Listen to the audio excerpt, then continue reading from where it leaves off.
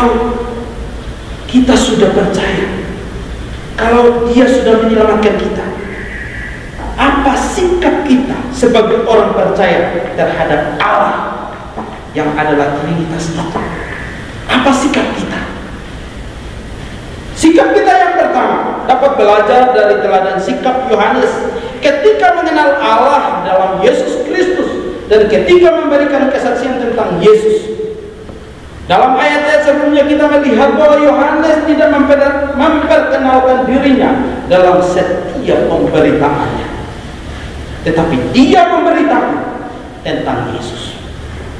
Kalau kita lihat zaman sekarang, orang boleh berkhotbah, tapi yang dia perkenalkan adalah dirinya.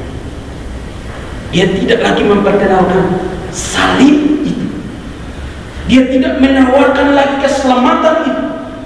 Dia tidak lagi menegur dosa lagi.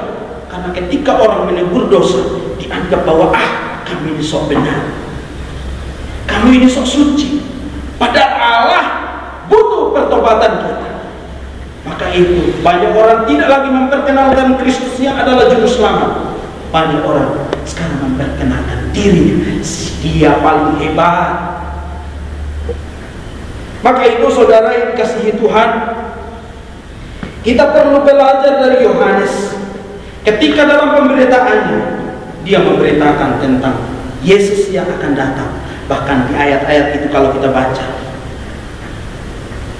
dia sangat rendah hati, bahwa sebenarnya kalau dia di hadapan Yesus, dia itu tidak ada apa-apanya. Yohanes mengatakan bahwa dia tidak layak di hadapan Yesus. Yohanes tahu betul siapa dirinya di hadapan Tuhan. Dalam ayat yang ke-30, sikap Yohanes terhadap Yesus diutarakan bahwa ia harus makin besar, tetapi aku harus makin kecil. Perhatikan ini baik-baik di ayat yang ke-30 sebelum ayat 31. Apa yang Yohanes katakan? Ia harus makin besar. Ia itu siapa? Kristus. Dia harus makin besar, tetapi aku harus makin kecil. Artinya apa? Dia meninggikan Kristus, tapi dia merendahkan dirinya. Dia tahu bahwa dia tidak layak. Dia seharusnya mati binasa, tetapi karena Kristus, karena Yesus, dia bisa mendapatkan keselamatan.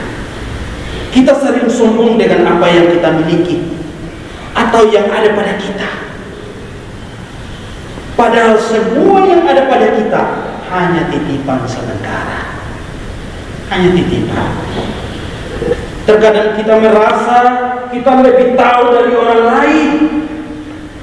Ada yang merasa lebih tahu dari orang lain. Terkadang kita merasa lebih baik dan lebih benar, lebih bisa dari orang lain. Orang lain tidak bisa, orang lain itu tidak benar, orang lain itu tidak tahu apa-apa. Saya bisa, saya tahu, saya lebih benar, saya lebih bisa dari orang lain. Jangan dulu. Saya lebih hebat. Itu bukan sikap Yohanes. Itu bukan sikap orang-orang percaya. Sikap orang percaya dia harus rendah hati, tidak sombong. Karena Alkitab mengatakan orang sombong akan mendapat celaka. Celakalah orang yang congkak hati. Tapi orang yang rendah hati akan ditinggikan oleh Allah. Maukah saudara ditinggikan oleh Allah? Harus mau. Tapi kamu harus rendah hati, tidak sombong, tidak merasa benar, tidak merasa lebih baik dari orang lain, tidak merasa lebih bisa dari orang lain. Yang perlu kita tonjolkan adalah diri kita yang rendah hati. Yang perlu kita tonjolkan di dalam dunia ini adalah Allah di dalam Kristus Yesus. Yang harus kita laksanakan di dalam kehidupan kita, kita harus makin mengenal Allah dengan baik. Saudaraku yang dikasihi Tuhan, sikap yang kedua yang perlu kita perhatikan sebagai orang percaya terhadap Tuhan Allah Trinitas yang kita kenal di dalam Allah Bapa, Anak, dan Roh Kudus. kita harus mengucap syukur atas kasih karunia yang telah dianugerahkan kepada kita,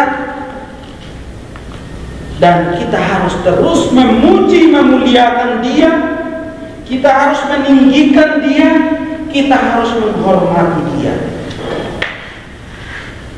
Apakah kita sudah menghormati Dia? Apakah kita sudah meninggikan Dia? Rasa hormat kepada Tuhan pun kadang-kadang tidak ada dalam diri kita. Rasa hormat saja tidak bisa. Ketika orang beribadah, apa yang dia lakukan? Bisa saja main game, bisa saja dia memikirkan yang lain, bisa saja dia membuka situs yang lain, bisa saja dia ribut cerita dengan yang lain. Jadi apa yang disampaikan oleh pengkhotbah atau pendeta itu dia tidak mendengarkan apa-apa. Akhirnya apa? Dia tidak tahu tentang kebenaran-kebenaran yang Allah mau nyatakan dalam hidupnya. Maka itu, saudara yang dikasihi Tuhan, mari kita mengucap syukur atas kasih karunia yang Tuhan telah anugerahkan kepada kita. Mari kita memuji memuliakan Dia, meninggikan Dia, menghormati Dia, dan segala penyembahan kita hanya pada Dia atau kepada Allah. Keluaran 20 ayat 3 sampai 7 itu berbicara dengan jelas tentang 10 hukum. Ya, jangan ada padamu Allah lain di hadapanku. Jangan membuat bagimu patung yang menyerupai apapun yang ada di bawah bumi, di bawah air. Dan jangan sujud menyembah kepadanya. Itu terkait dengan hukum. Artinya kita harus meninggikan Dia. Kita harus meninggikan Allah. Kita harus hanya menyembah kepada Allah. Segala doa kita harus tertuju kepada Allah, bukan lagi tertuju kepada dunia, bukan tertuju lagi kepada batu, kayu, dan sebagainya. Penyembahan kita hanya kepada Allah. Serahkanlah hidupmu dan masa depanmu bagi Dia, agar dipimpin oleh Dia. Hidup ada di tangan Dia, masa depan memang Tuhan sudah menyediakan masa depan bagimu, tapi serahkanlah itu supaya Dia yang memimpin hidupmu. Dan yang paling terakhir, sikap kita sebagai orang percaya yang sudah dibenarkan, dikuduskan, dan kita boleh mendapat kepastian keselamatan dalam hidup dalam firman,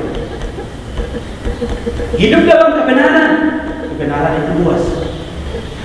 Hidup dalam firman dengan cara apa? Baca Alkitab. Kalau baca buku bisa, masa baca buku Alkitab tidak bisa? Ya kan? Kita harus menerapkan kasih, baik kasih kepada Allah, kasih juga kepada sesama. Itu hukum yang Yesus sudah rangkum dari 10 hukum itu dengan 2 hukum saja: kasih Tuhan Allahmu dan kasih sesama.